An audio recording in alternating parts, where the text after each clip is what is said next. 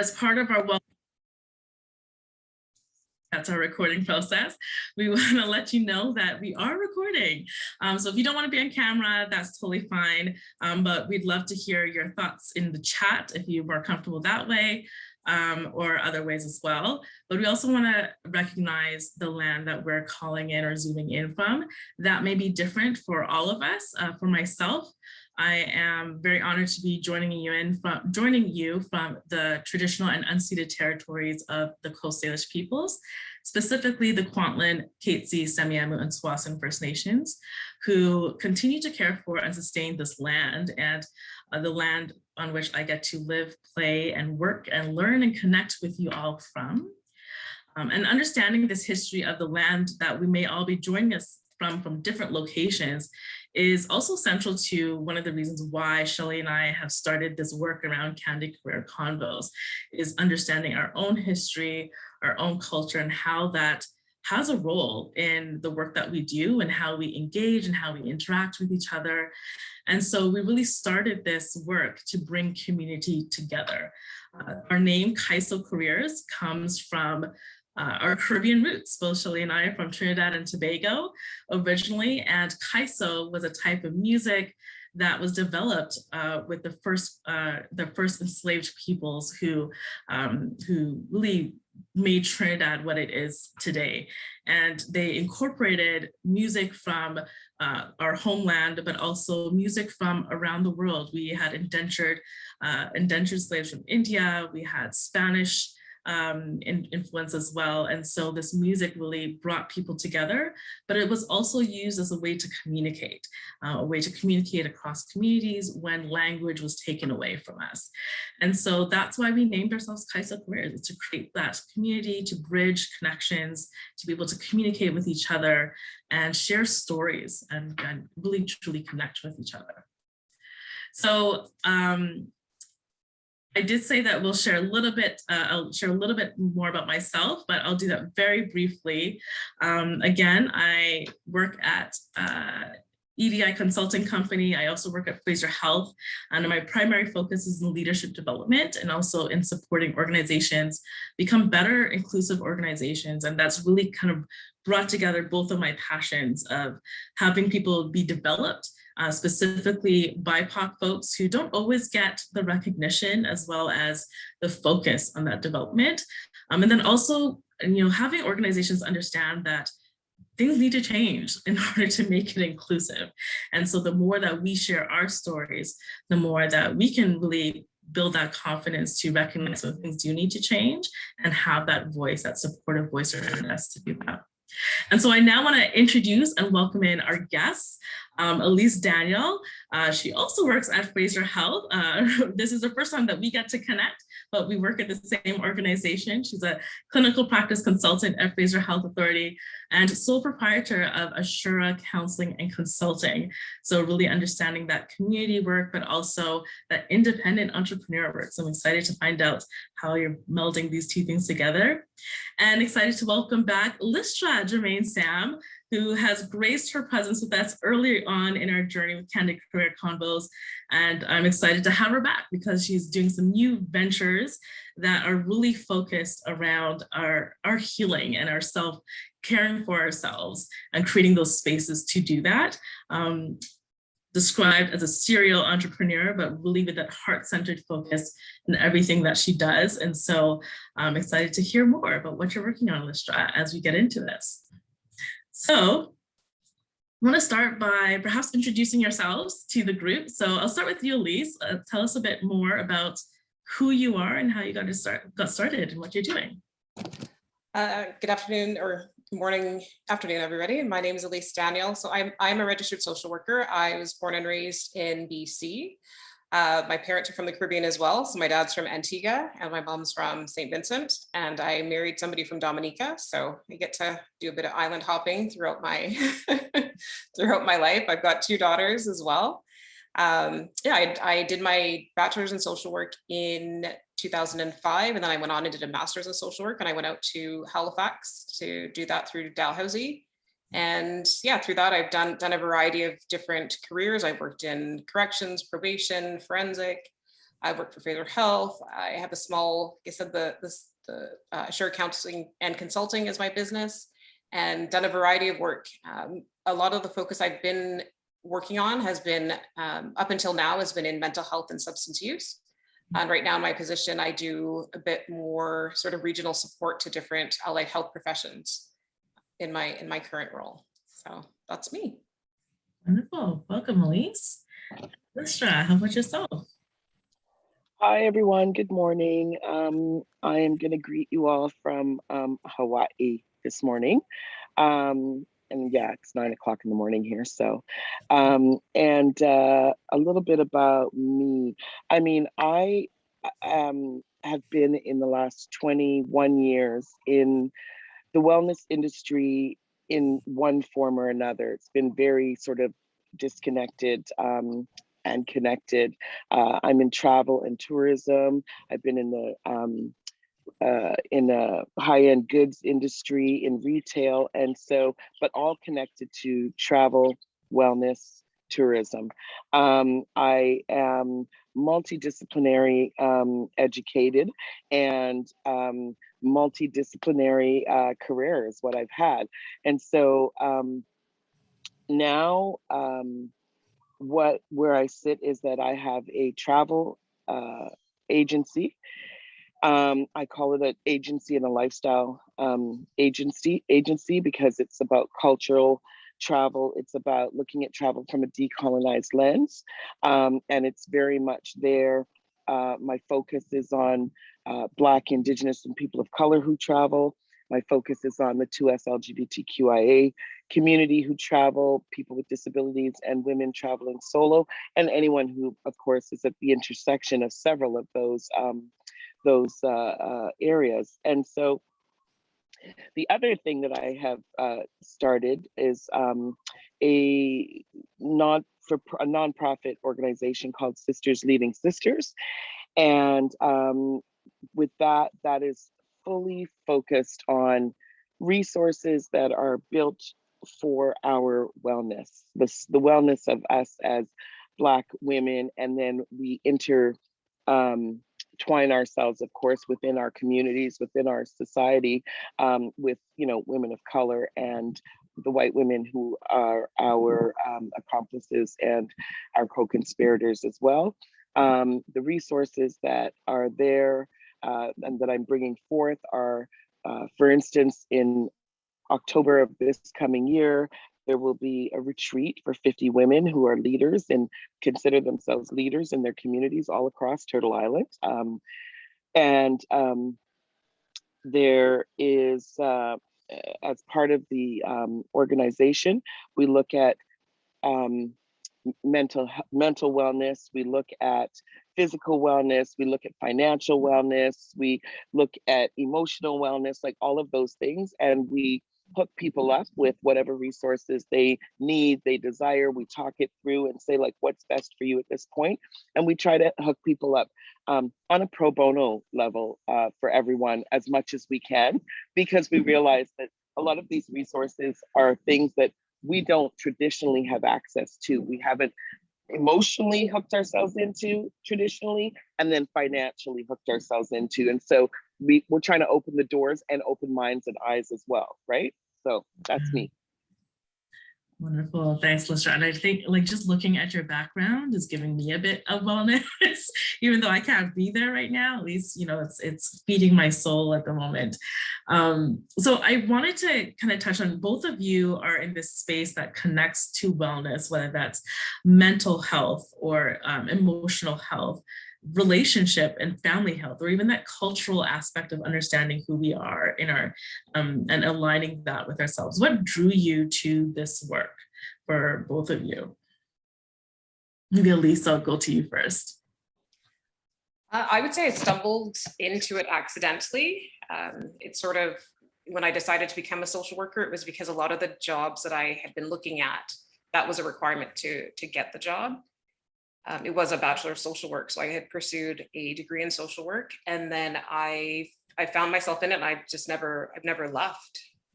A lot of the work in social work, the variety, I like the variety of, you get to work with a diverse bunch group of clients, different ages, different demographics, different areas. And I found that in social work, it was one of the things I think that aligned the closest to my values, just in terms of, we look at vulnerable populations, we address issues related to racism. And it was something that just stuck with me, and I've just stayed in it. Yeah. I love that aspect of it aligning with your values and being able to do work in those areas that are meaningful for you. Is there something that you've taken away from that has been like one piece of learning that has really stuck with you as you've gone through this journey? I think it's for me, it's it shifted my mind to growing up, I think, and with Caribbean parents, some people may be able to relate to this, but you sort of get that that messaging around get a job, get a government job or get a union job, and then that's it. What do you need to find a job for? And I found that social work has allowed me to have that variety, and it's led to me creating my business based on my social work education, my master's, my thesis, which is around supporting the cultural development of kids, racialized children that are in interracial foster care placements or adoptive placements. So it's opened up the door for that variety that I feel like I may have gotten stuck had I not done it. And I would have just stuck with the first job I had out of high school. You're with the government, just stay there, get your pension and retire. Yeah. I absolutely relate to the Caribbean parents, and that guiding to like, okay, well, what's stable? What's going to give you that income, that regular income? And I love that, like, you've been able to actually do both, right? Like, it's also opening up into that entrepreneurial side and feeding those passions, but also the work itself is feeding that passion too. Yeah. And Lister, how about you? Like, what guided you? Like, what drew you to this work that really center around health and well-being for us? You know what? I have to say that my own journey, my own personal journey is what got me there. First, let me just take a moment to give a shout out to the fact that all four of us on this panel are Caribbean women.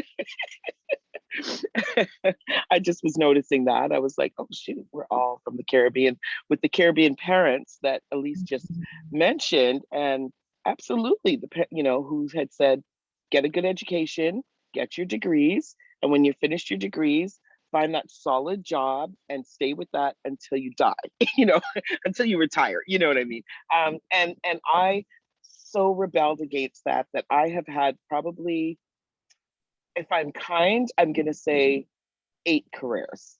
I constantly change careers because I'm like, this is not fulfilling me, or there's more to this than what I'm getting, and I need more.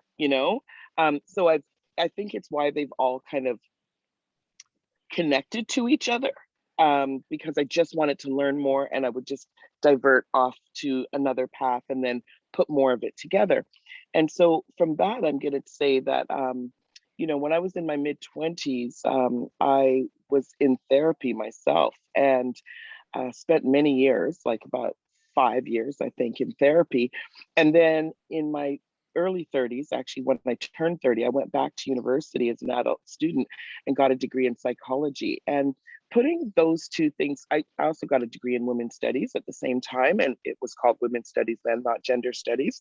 And so putting all of that together made me think to myself, well, if I'm here at 30 and I'm just having my eyes open to wanting to heal, wanting to be an entire whole person as I show up in this world, connect all of my intersections. What? You guys still there?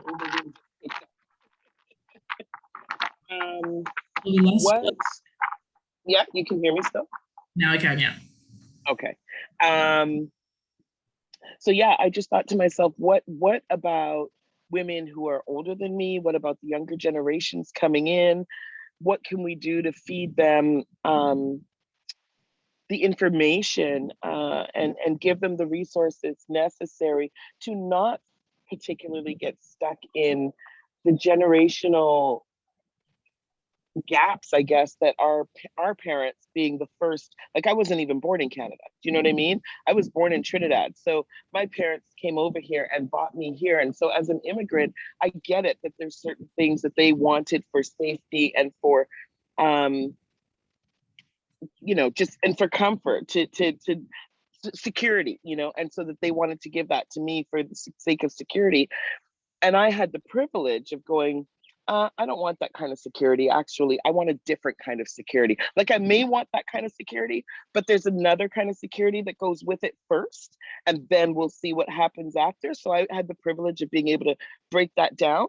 And then I thought, well, if I've had this privilege now, I really want to give it to younger generations that are coming after me, because the sooner they can get it, the better off they will be in breaking other cycles that we have created, right? So I think if that makes sense, that's really for me what did it. And obviously, like, there's things about wellness that we know that the better off we are emotionally, intellectually, and with that, like fitting that with our emotion, the better off we are, then the better our physical health actually is. And so, that high blood pressure that we tend to have, the diabetes that we tend to have, even the eating, some of the eating habits that we tend to have, to change those things, we can change that when we look deeper into our wellness, right? Into the wells of our wellness. Yeah. Yeah.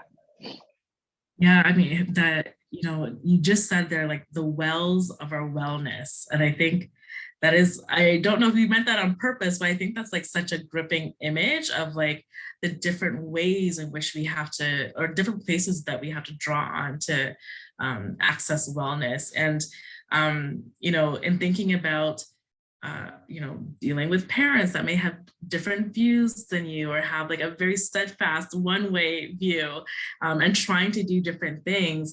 We often talk about drawing on our culture, our community as sources of strength. But I think it's awesome. It was very purposeful. Love it. But sometimes they can also hinder us. And so you kind of talked about that, was like, okay, no, I'm going to buck what is being told to me. I'm going to do something different. And so in those moments, what are some of the things that you draw on from that same culture, that same community that's telling you to do it one way, but you're still drawing on that to actually access those sources of strength to do things differently, to go out and do your own counseling business, Ellice, while doing your work, to be creative in who you're supporting. So how do you balance that kind of dichotomy between both helping and sometimes hindering progress in a way too?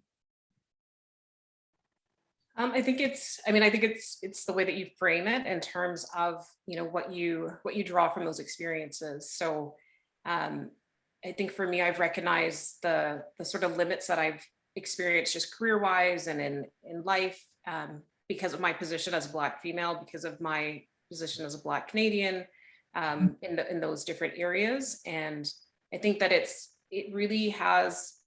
been the motivation for me to branch out and try to do something different, and really trying to understand where I need to draw that energy from. So it's been a way to navigate, where do I want to spend my time? Who do I want to have in my circle, in my presence? Who do I want to have in my circle, to get what I need, or what I want in that moment. Yeah, those decisions around your circle and like who supports you are so key. Like, how do you make those decisions about who is supporting you, and how you make them part of that inner circle for yourself? A lot of the times it happens naturally. I think a lot of the times and I find now that I'm older, I find that the energy that I spent, I'm more intentional about it. So, I feel like in my younger years, you sort of you go out or you spend time with certain people, but you either don't recognize there is no value or benefit, or you've created this value or benefit just because you think that you have to. Where I find that now that I've gotten older, I'm a lot more intentional about who I spend my time with and how I spend my time. And a lot of the times, like I said, it happens naturally in a conversation where there's times where you leave some conversations and you kind of went into it feeling one way and you left either feeling the same way or worse. And then there's some conversations that you're a part of and you walk away and you feel inspired. Mm. When Shelley and I first connected, it was one of those conversations where it was just uplifting, and to have that conversation that is inspiring and does sort of it nurtures your soul, but it also just is encouraging. And I have a mentor of mine. She's now one of the senators for Canada, Dr. Wanda Thomas Bernard. And she's one of the people where every time I talk to her, I get a little bit nervous because she's always asking me, Ellice, when are you going to do your PhD? And so there's that accountability. So I find that the people that that I'm around now, if there's that sense of accountability, as much as it's uncomfortable, but it's still that reminder of, you've said you were going to do something, or are you thinking about this? There's more. And it's those conversations that I find have been exciting for me as I've gotten older. I can absolutely relate to that. And especially finding people that are, that are supportive, but also a little tough on you, like call you out a little bit on what you're not doing and what you've said will do. Like those are the people that care the most. Yeah. Thanks, Ellice. And Alicia, how about you? Well, I'm not sure if I remember the initial conversation, the initial question, but I will speak off of what Ellice just said, in terms of, and what you just said too, Shalima, in terms of, knowing, I know somebody cares about me when they're willing to hold me accountable, when they're willing to go beyond just being a yes person in my life, right? And for that reason, I actually curate the people that I spend time with, that I give my energy to. I have the exact same first experience with Shelley that Ellice had. So I think we all know that's just part of Shelley's personality. She really does bring a sense of richness and a vibe of sort of like it's a higher vibration to like every conversation she's in, at least with me. I find it with like every conversation we're in. And that's the type of woman and person that I put in my circle. That's, I'm not saying in the sense of, so I've been doing a round of interviews and things for to raise awareness and do some marketing for the rest retreat that's coming up in October.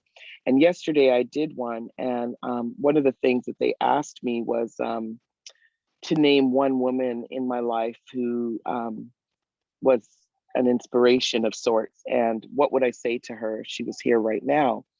And I was like, one woman, like that's impossible. Absolutely impossible. Like I've grown up with, strong women, strong, intuitive, passionate, smart, women in my life. And so from a youngster to, a young woman in her early 20s, I have curated the people that I hang out with based on my own ethos. My own value system has always been really important for me to look at people's sense of when I say wellness, their internal and external wellness, as in how do they view themselves and how are they speaking about themselves, and how do they view the world and how are they speaking about the world around them? Are they people who want to help make the world a better place, or are they people who want to sit around and complain that the world is a shit place and then still not do anything to make it any better? Like, let's say that, for example, right? And well into my 30s, I was doing the same kind of curation. And now, I'm in my 50s now, so my time is precious in a sense that, like, I really would rather be all alone with my books and read those than put myself in a situation with folks who are not going to fill me up, like pour into me and fill me up with goodness and love and that sort of thing. And again, I don't mean in a toxic way. I'm not talking about toxic positivity, right?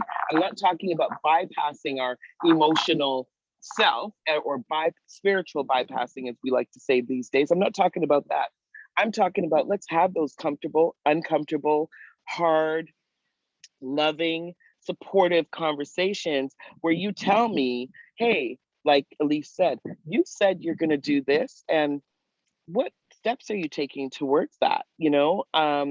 Because I don't see you taking the steps towards that. Did you change your mind? Are you not doing it? Why are you not doing it? Ask me the tough questions, hold me accountable, make sure I answer that. And I think that that's as important for our wellness as anything else, because I know I'm not the only one who's, like Ellice said, I'm not the only one who's been in situations, whether group situations or, one-on-one situations with somebody, where you leave and you're going, why did I waste my time? Like, why was I there? I want less and less of that in my life these days. And so that's why I'm very intentional, very purposeful about who I pick up with, so. And that sometimes itself is a challenging thing to do, because people get drawn to your light and they want to be a part of you and what you're doing in your life. And you actually have to say no to those people sometimes. You have to be like, yeah, you're not ready for this. You aren't my people right now, So no, thank you. Yeah. And I think that's like just, I mean, you have some people agreeing with you fully. That's right, what you've just shared. And I think that's even harder when you're in work situations where you don't have control over who it is that you engage with. And I'm wondering, what types of experiences you both have had where that has been the case. I know that I have been in many situations where not being able to have those people that are inspirations within my workplace, it has been a challenge. And so that's why I've curated people like outside of the workspace. I'm really grateful right now. I have some people that I work with that are amazing, but that has not always been the case. And not just for not connecting, but for sometimes for discriminatory reasons. And it's very overt in the fact that there is no connection there, or they're, trying to actively disclude you or exclude you. So what are you doing, or like what types of situations have you been in where that has been the experience, where you've had to access that light yourself and turn that light on yourself, because there's no one else supporting you and doing that around you, especially in workplaces where you don't have that control? And what do you do? Like, what do you access to be able to turn that light on yourself when you're navigating things like race, whether it's power, whether it's people not understanding their own privilege in workplaces? Yeah, I'd love to hear some of the experiences that you may have had. Ellice, I'm going to take this one first, if you don't mind. I'm just going to say that one of the reasons that I now work for myself solely is because of what you just said, Shalima. I just found that too often, whether it be my ideas or, wanting to connect with folks in the workplace in the way that I want to connect with them. Like let me just put it like this. I've never been one to drink the Kool-Aid. Like, I'm just not that person, I want to connect with who I want to connect with, how I want to connect with people. So when people talk about work culture and they're like, oh yeah, this is what, it's a part of the work culture. I'm like, is that part of work culture? Is that part of you wanting me to drink your Kool-Aid? So that's me. I just question that shit, so, and so those relationships that for me, what I have drawn on, I think since I've been young, is either the words and deeds of my elders, which I now know I see very strongly as the influence of my ancestors. I draw on that to guide me to make the decision of like, okay, like, you guys need me to play your game right now, and I guess I need your paycheck right now. I will play your game right now, and then here's the thing about that, and I'm hoping there's a few younger people listening right now. The thing about that is that when I get it, we don't all have the privilege to walk away from a situation where, you've got a mortgage to pay, you're 32, you bought a house, whatever, you're making your car payments, whatever that is, you're raising your kids.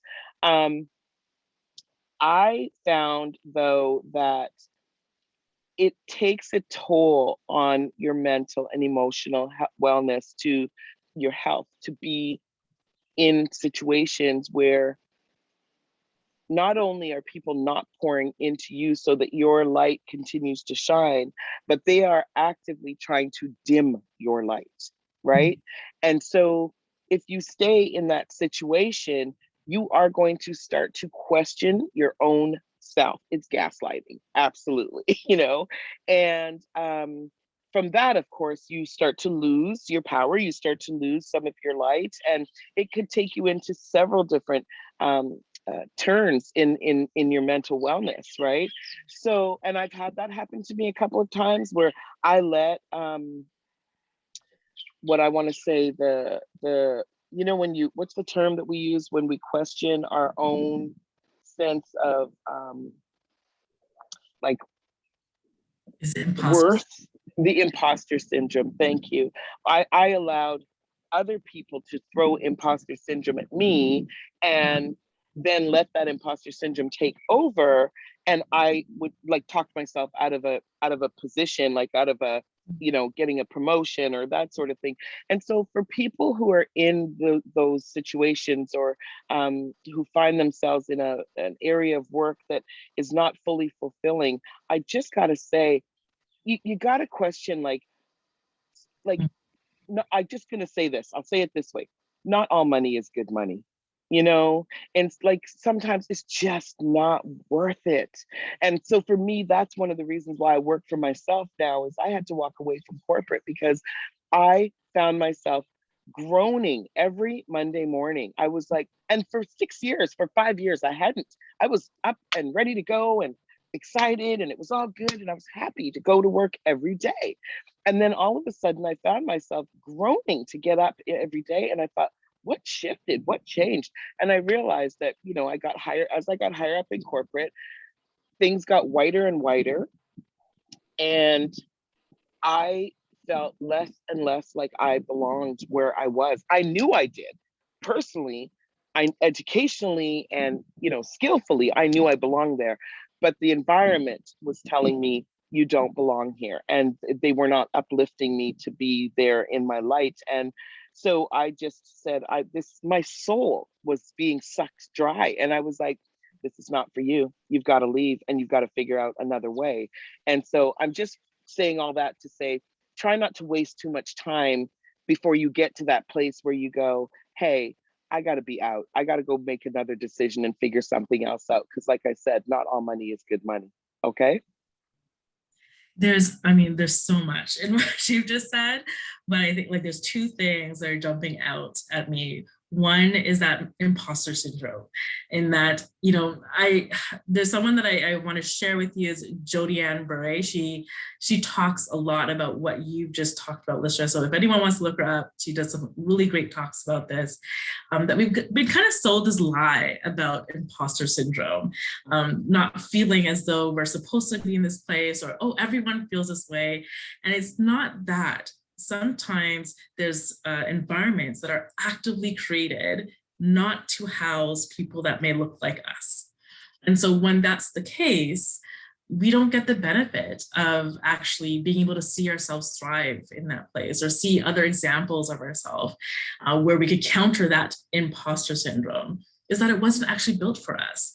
And I love this fact that you talked about, drawing on your ancestors, because one of the things that Jodianne talks about is the fact that we have so many examples of firsts in our lives, in our history.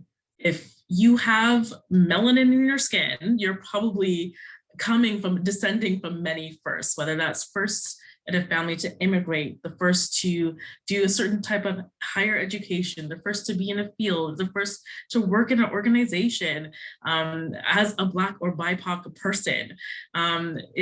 There's so many firsts that you could draw on that imposter syndrome is not actually relevant. And so I love that statement. And then the other piece that came up for me was this experience of being in a job where the manager expected me to share fully of myself. He just really enjoyed everyone who shared all of their personal details and was like in on everything. And the fact was, I just didn't feel safe in that environment to do so. And so because I didn't feel safe to do that, because I knew that my experiences weren't actually going to be validated or listened to with the same level as someone else, I didn't share, but then I was penalized for that as being closed off or having that wall. How come you don't open up? And it's like, well, no, it's because I don't feel safe. And so it's like recognizing that gaslighting that you talked about, where it's not actually you, it's the environment or the situation or the expectations that someone may be putting on you when they have distorted expectations of you to begin with. So that, standing in who you are is so important in those situations. So thank you for that, Listra. Ellice, I'm wondering about you, like what experiences you've had that have, brought this kind of experience up to you. Yeah, no, I so appreciate what Lister just shared, because a lot of it resonates with me as well, just in terms of, the imposter syndrome is so spot on. And then when she talked about the dimming of your light or that physical reaction, because I've had jobs where, it gets to that point where you just said, I can't do this anymore. And I think, I've been fortunate in my life to be able to make those choices and make those changes to work for me. And there are some people that unfortunately can't. And I know that it takes an emotional and mental toll on people to have to continue to subject yourself to some of the things that we're faced with in work settings. For me, I think of, your involvement as a Black female in wherever you work. If something comes up, if it's Black History Month, are you the one that has to implement, an acknowledgement process for the month? And then you feel that, a bit of that burden. And then you also feel that insecurity around, oh my goodness, right? It's on me to do it. Do I have to do it well? There's that piece as a Black person, but then there's also that, just that, is it going to be okay that I do this? And I always, one of the things that I always run through my head is if I had a Black boss, or if there was more representation in some of the places that I've had, would I feel the same way? Would I feel like it's on me to do this, do it at all and do it well? And who would question it? And I think that that's one of the things. It's still a struggle. It's still something that I'm working through, to be completely transparent, because it is difficult when you are in situations where you've tried to get to. I mean, for me, I've used a lot of my experiences as motivation to keep trying, keep applying, keep investing in myself, and just really had to work to change my own narrative around experiences. And a lot of it is what, again, led to me creating my own business, because I just felt, you want to get certain experiences, or you want to develop certain skill sets, and you're not provided those opportunities in the traditional sense. And then, I started a business and I said, oh, well, look at that. I've created a website and I've got clientele, and I'm gaining the same skills, if not more, but it's just not in a traditional environment. So it is one of those things that sometimes you just have to create it for yourself and be smart about it, obviously, because we all have our livelihood and we all have commitments financially that we have to do. But it is, sometimes you just have to take that risk, take that chance, and throw caution to the wind and create it, and really tap into what it is, what's important to you, what matters to you. Like Lister said, right? Not all money is good money, but is it money? I mean, there's some people that is why they want to get up every day, is to make money. Is it flexibility? Is it traveling? I remember taking a job and I was stuck on negotiating a salary, and I was stuck on this number, and I just thought, no, I had this number in my mind. That's what I wanted, and I was going to push for it. And I got it. And after I got it, I said, you know what? I would have much rather have a day off, so I didn't have to commute another day. So it's one of those things where when you have when you recognize what's important to you and you're intentional about your choices and your decisions, then you naturally just either create those situations for yourself, or you're guided to opportunities that will fulfill that for you. Yeah. Yeah, I'm a firm believer in, like, universe aligns. And once you open yourself up, and I love like how you talked about that mindset shifts, like changing the narrative and how you view those situations so that you can then just take control over, gaining the experiences that you want to, putting yourself in the positions, in the spaces that you want to, coming back to creating that circle that you want to, be your support, no matter where you're at. Yes, Lister, manifesting what you want. I fully believe in that. And the more that you speak it out and speak it out to the right people, the more that's going to really come into your life. So I, fully encourage that. And on that note, I'm curious to know, like, if there's anything that other people within, in this Zoom space would like to share. If there's any thoughts you want to share, please do, either in the chat or maybe let me know that you want to maybe ask a question. If there's a question you have for either our guests, would love to hear from you. And while we're waiting to see if there's any questions or any other thoughts that people want to share, I'd love to, like, both of you have talked about this shift in either mindset or shifting the narrative and focusing on that positive to kind of push you forward. And there's a huge piece in there that comes around self-care and caring for yourself. And so I'd love to know, like, what do both of you do for that self-care, so that you can manifest what it is that you want and get yourself into that right space, that mindset space, in order to create that opportunity for yourself. I'll start, Listra. I think for me, I can honestly say I've stopped taking myself so seriously. I feel like I've let go of a lot of ideas and expectations, and that others have put on me externally, and as well as ones that I put on myself internally. And I find that I just really try to take moments to reflect on my own privilege and the freedom that I've been blessed with to have opportunities and to choose. And I think that looking at it as a choice, and again, not everybody can just, change their life overnight, but if there's something that's not working, really reflecting on how you can make that different, and what's within your power to change in that situation. I find that's just helped, because it's helped me to, again, gain that control and make those choices, and really just tap into what is working for me, what is not working for me, and how am I going to make this work for me, because this reality is just not sustainable. And I think that recognition of that lack of sustainability in terms of, if you look at some careers and you think, can you do this for 10 years? If you stay in this, imagine where you're going to be 10 years from now, kind of looking at it, the future focus, to know that something has to change. And whether it's attitude, mindset, or, a physical disconnection from that situation, it's one of those things that I find reflection and just that self-awareness is really what helps guide me through those situations. Thanks, Elise. And Lisha, how about you?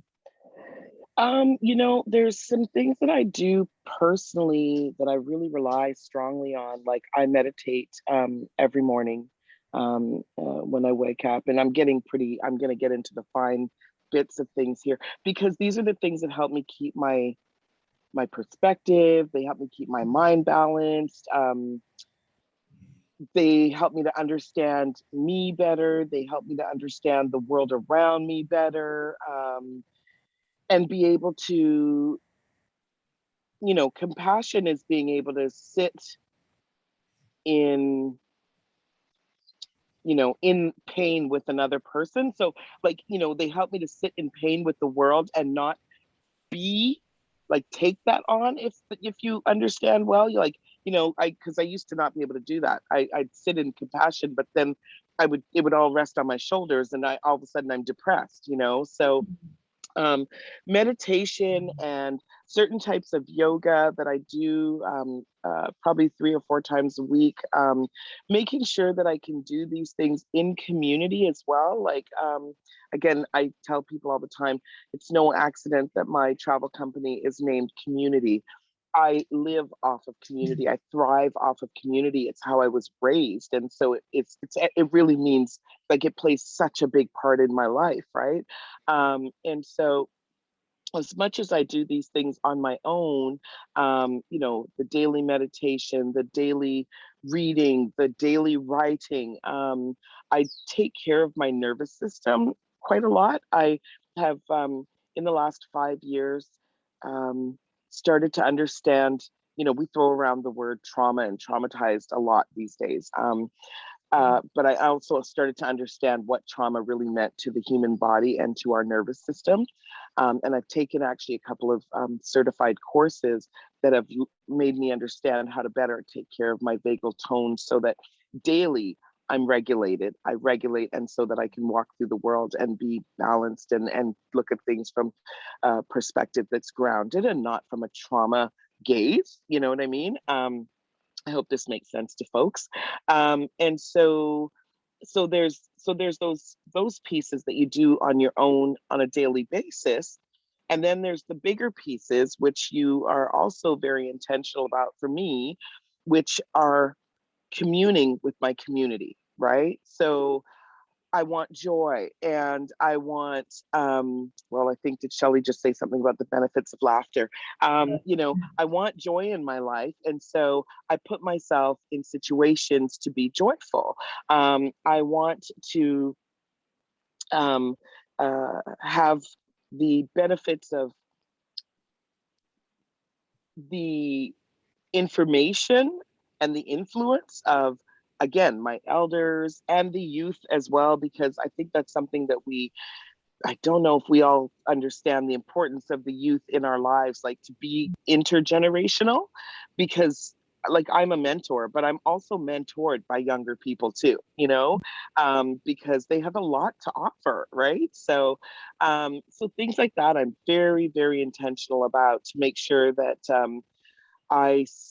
again, stay sort of this interesting balance within, so that my mental acuity is more in tune to what's really, happening.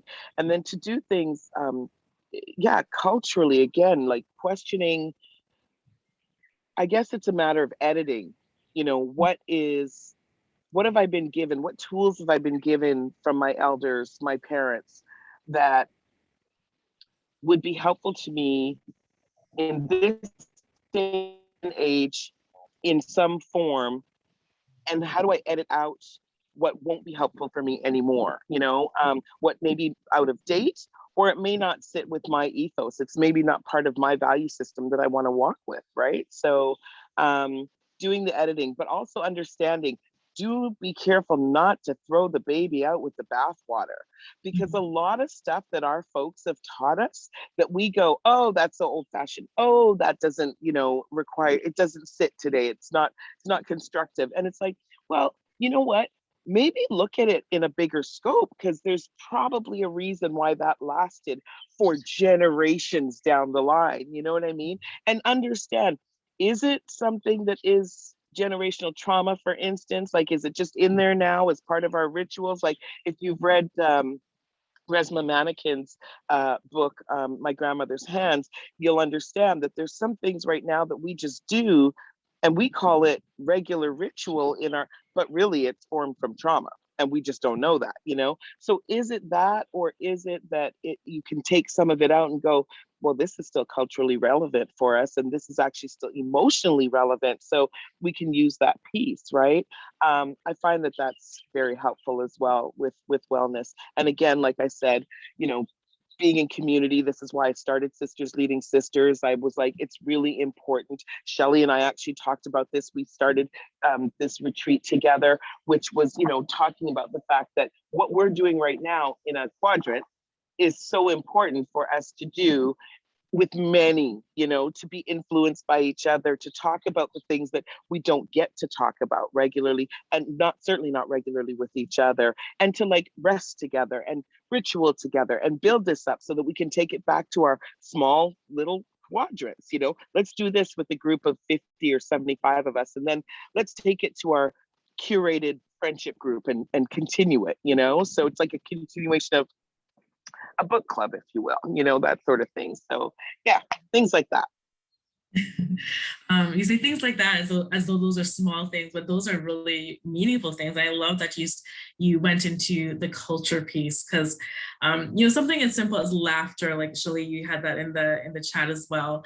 I attribute laughter to culture, the things that I laugh about with my family, the types of jokes that I share with my cousins may not be the same that I'm going to share in the workplace, but we can laugh about the same things. We can laugh about the same experiences that we've had.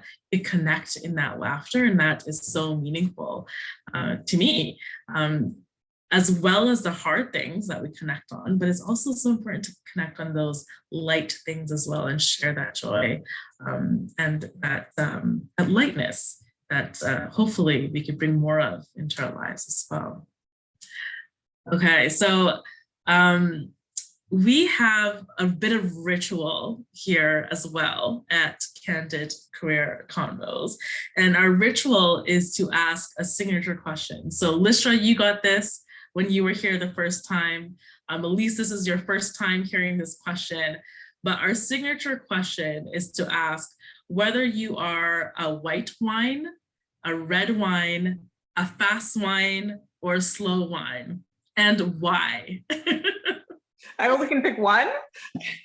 Only one for today. You can have multiple another day. Oh boy. As much as I like to wine, I actually would say red wine. And I would say because I've gotten better with age. I love that. Nice. Thanks, Ellice. Lystra, how about you? Right now, I'm gonna choose a slow wine, and the reason I'm gonna choose that is because I am in a place, not being Hawaii, but just a place mentally where I think it's really important for us to slow down and check in, slow down. Yeah. Wonderful. And I think I resonate with the slow wine today as well. A slow wine, you know what, I'm going to cheat. And a white wine, is that okay? Like, still wine. Yeah, those two resonate with me today. Just, I think for the same things, Lystra, it's just that need to slow down, but to also slow down to appreciate what is there. And you talked about this, Ellice, to actually appreciate the privileges that we do have, the things that are working in our lives that are special. So yes, I'm cheating on that one. As we close out, I'd love to see, like, what are people resonating with today? Maybe what's a word that you're taking away? If you want to enter that in the chat, or maybe come off mute, feel free to share that with the rest of the group. But I'd love to see what you're taking away, what's sitting with you as we close out this discussion today. And as always, we have to close it out with some music. So I'm going to get that set up while I share how to connect with us, because we want to continue connecting. Let me get this up for you. There we go. So please connect with us on Facebook. We're on Instagram. We are on LinkedIn as well. We also, because we record these, we post them on YouTube, so you can always revisit things that have been shared before. And I love all these suggestions coming in. So yeah, slow wine from Razzie. Love it. Patrick, the importance of time well spent. Yes. And who you spend that time with. So important. Yeah. So thank you so much for joining us. To you, Lystra and Ellice, for joining us today and really sharing your wisdom, your life journey, the knowledge nuggets that you picked up along the way, and for everyone who's come in and shared in this conversation and listened in and maybe taken something special out of it. Thank you for joining us. And of course, I have to close out with some music, as I said. So I'm going to get that up for us as we maybe take a slow wine or fast wine and say goodbye. I want to say thanks to Ellice for sharing this platform with me, with all of her wisdoms that she shared as well. And thank you to Shalima and Shelley for having me on yet again. Pleasure. Pleasure. And I know that you have some things coming up. So for both of you, if you want to share in the chat how to reach you, please do, because I know that people will be interested in that as well. And here we go.